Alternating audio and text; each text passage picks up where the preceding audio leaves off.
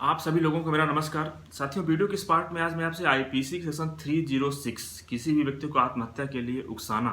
के संदर्भ में एक हाई कोर्ट का जजमेंट शेयर कर रहा हूं। जो जजमेंट इंपॉर्टेंट इसलिए है, मैं आपसे इसलिए शेयर कर रहा हूं क्योंकि 306 के मामले में कई बार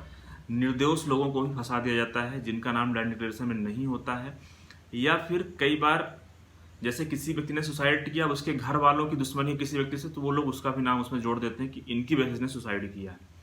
तो एक मामला ऐसा ही हाई कोर्ट के समझ पहुंचा और हाई कोर्ट ने उस व्यक्ति को उस मामले से डिस्चार्ज कर दिया, मतलब कि उसको उन्मुक्त कर दिया, उसको बरी कर दिया कह सकते हैं। हालांकि बरी वर्ड तो ठीक नहीं रहेगा इसके लिए, लेकिन उसको उन्मुक्त कर दिया, उस मामले से अलग कर दिया। तो उस मामले को आपसे मैं शेयर करूंगा।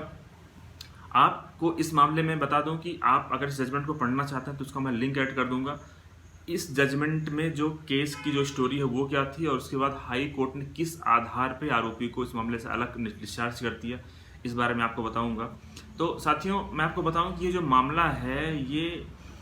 आईपीसी के सेक्शन 306 पर निर्धारित है। और साथियों, मैं आपको बता दूं कि इस तरह के जो 306 के जो मामले होते हैं, इसमें मेरा व्यक्तिगत अनुभव कुछ ऐसा है कि इस मामले में उस पीड़ित व्यक्ति के जो जिसने सुसाइड किया उसके परिजन जिसका भी नाम लेते हैं, पुलिस उसको आरोपी बिना किसी संकोच के बना देती है और बेवजह उस व्यक्ति को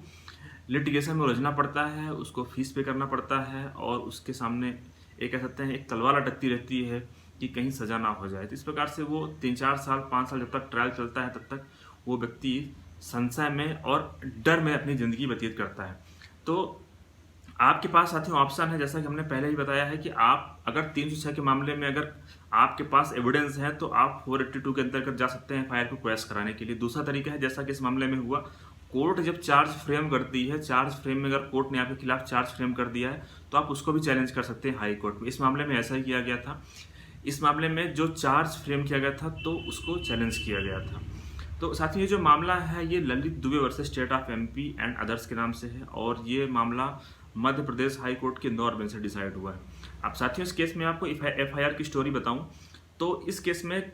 जो एफआईआर दर्ज थी वो ये थी कि इसमें 3 व्यक्ति हैं, जो अपीलार्थी है वो, और एक पूजा है नाम की लड़की है और एक लेडी और है। इन 3 लोगों का आरोपी बनाया गया था और जिस महिला ने सुसाइड किया था तो उसका ऐसा कहना था कि हमने की एफआईआर में ऐसा लिखा है कि इस लेडी ने इन तीनों की वजह से सुसाइड किया है और इसलिए इन तीनों का नाम एफआईआर में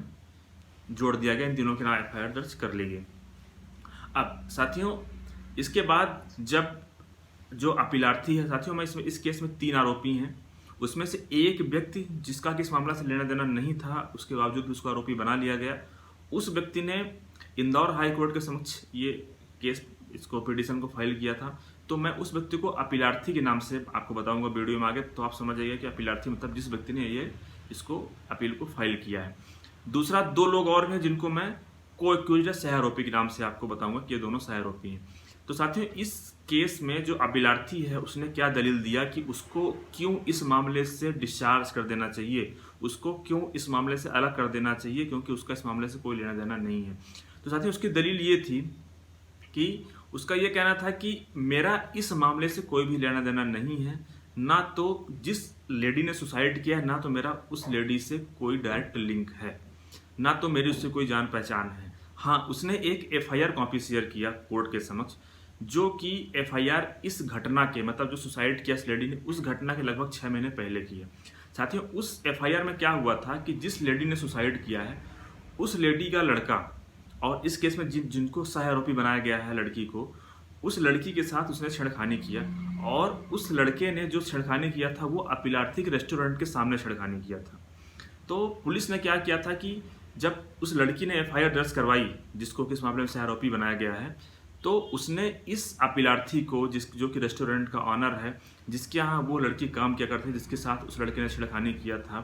तो पुलिस ने यहाँ पे अपीलार्थी को उस पुराने मामले में गवाह बना लिया था। तो इस पूरे मामले में ये बात निकल के आई, उसका ये कहना था कि इस मामले में उस खुन्नस से और उस रंजिश से कि क्योंकि पीड़िता के लड़के ने छेड़खानी किया था, मतलब आप समझ रहे होंगे, जिस महिला ने सुसाइड किया है उसके लड़के ने पहले छेड़खानी किया था उस लड़की से, जिसके मामले में ये जो अपीलार्थी वो गवाह है। तो केवल इस रंजिश की वजह से कि उसने जो गवाह है तो कहीं ना कहीं वो लड़की की फेवर में गवाही देगा और उसकी वजह से लड़के को नुकसान होगा। तो इसलिए उस पीड़िता के घर वालों ने इस अपीलार्थी का भी नाम उस मामले में जोड़ दिया 306 के मामले में। और ये बात निकल के आई, FIR इस मामले को लेकर दर्ज करवाई गई कि इस मामले में ये जो 2 लड़कियां हैं, ये दोनों आरोपी हैं, साथ में जो अपीलार्थी है, जो रेस्टोरेंट का ऑनर है, वो भी आरोपी है। इसके बाद साथियों उस व्यक्ति ने दूसरी दलील ये दिया कि जिस महिला ने सुसाइड किया है, जो पीड़िता है,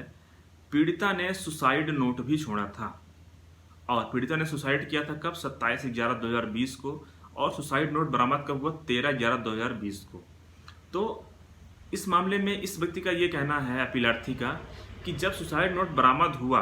और जब उसने सुसाइड नोट किया, इसके बीच में लगभग 15 दिन का गैप है। तो इस दौरान किसी ने भी उस अपीलार्थी का नाम नहीं लिया था। लेकिन जब इन लोगों ने देखा कि सुसाइड नोट में केवल 2 ही लोगों का नाम है, तो इन लोगों ने एक तीसरे व्यक्ति का नाम भी जोड़ दिया उस पर कि ये व्यक्ति भी साथ में था। और उसने ये भी दलील दिया कि जो सुसाइड नोट जो छोड़ा गया था, जो डाइन डिक्लेरेशन था,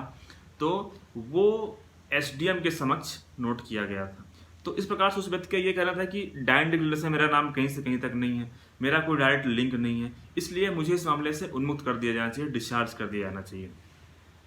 अब साथियों इसके बाद जब कोर्ट ने जो रिस्पोंडेंट है उनकी दलील सुनी, तो जैसा कि हर मामले में स्टेट का ये कहना होता है कि ये मामला गलत है, अपीलार्थी झूठ बोल रहा है, इस तरह से अलग अलग फैक्ट प्रस्तुत किए गए और ये कहा गया सरकारी वकील के द्वारा कि इन्होंने जो भी किया है, इन्होंने अपराध किया है, इसलिए इनको इस मामले से डिस्चार्ज नहीं किया जाना चाहिए। इसके बाद साथियों जब कोर्ट ने इस मामले को देखा, तो कोर्ट ने इस मामले में 3-4 चीज़ें पाई। कोर्ट का पहला तो ये कहना था कि देखिए, कहीं ना कहीं ऐसा तो स्पष्ट है कि उस व्यक्ति के खिलाफ FIR दर्ज की गई थी, उसके पीड़िता के लड़के के खिलाफ, और उसमें व्यक्ति गवाह था, तो इसलिए ऐसा कह सकते हैं कि हो सकता है इसकी वजह से उसका नाम जोड़ा गया हो। दूसरा कि जो डाइन डिक्लेरेशन था, जो कि SDM के समक्ष नोट किया गया था, उस डाइन डिक्लेरेशन में केवल 2 ही लोगों का नाम था, अपीलार्थी का नाम नहीं था। तो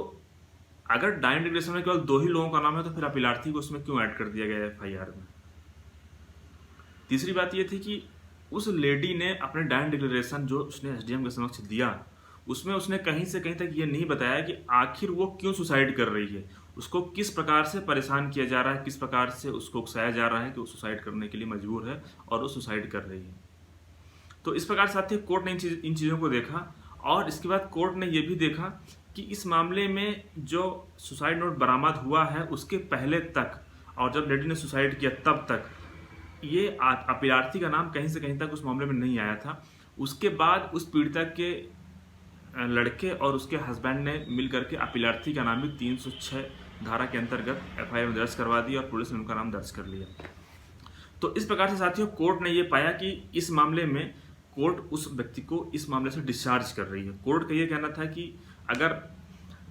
हम इस मामले में इस व्यक्ति को डिस्चार्ज नहीं भी करते हैं, तो आगे चल के जब इसका ट्रायल चलेगा, तो ट्रायल में इस व्यक्ति को सजा होने की संभावना ना के बराबर है। इस व्यक्ति को सजा नहीं हो सकती है, क्योंकि ऐसा एविडेंस में कहीं भी नहीं है। साथियों जब डिस्चार्ज का कोर्ट एप्लीकेशन पे विचार करती है,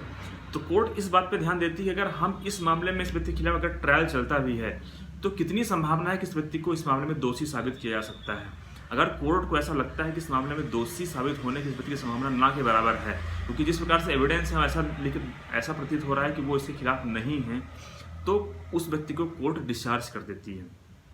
साथ में ही इस मामले में एक जजमेंट का भी जिक्र किया गया था सुप्रीम कोर्ट का। ये जजमेंट था साथियों Rajeev Thapar and others versus Madan Lal Kapoor 2013 का सुप्रीम कोर्ट का जजमेंट था। इस जजमेंट में बताया गया था कि 482 के अंतर्गत क्या पावर है कोर्ट की। तो साथियों इस मामले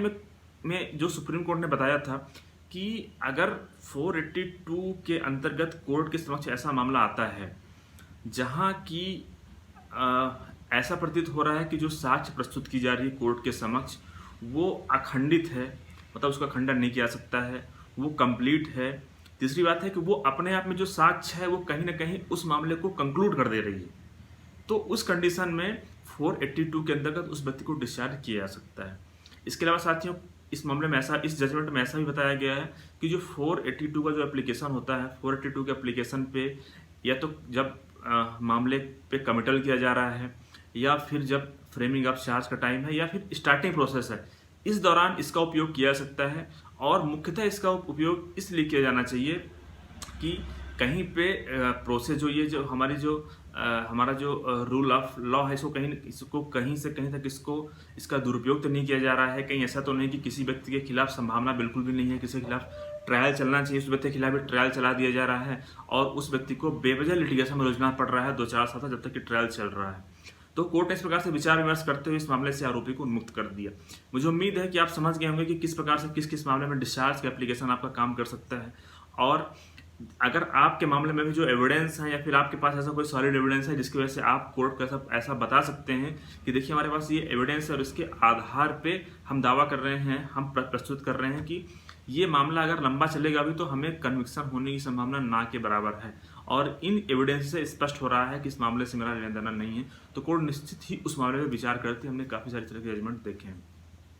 मुझे उम्मीद है कि आप समझ गए होंगे हमने जो वीडियो शेयर किया है। आपके अगर कुछ सवाल होते हैं इससे संबंधित तो आप मुझे कमेंट कर सकते हैं, हो सकता है मैं देर से रिप्लाई करूं, लेकिन रिप्लाई जरूर करूंगा। दूसरा ये है कि अगर आप चर्चा करना चाहते हैं तो आप व्हाट्सएप के माध्यम से संपर्क कर सकते हैं। धन्यवाद साथियों।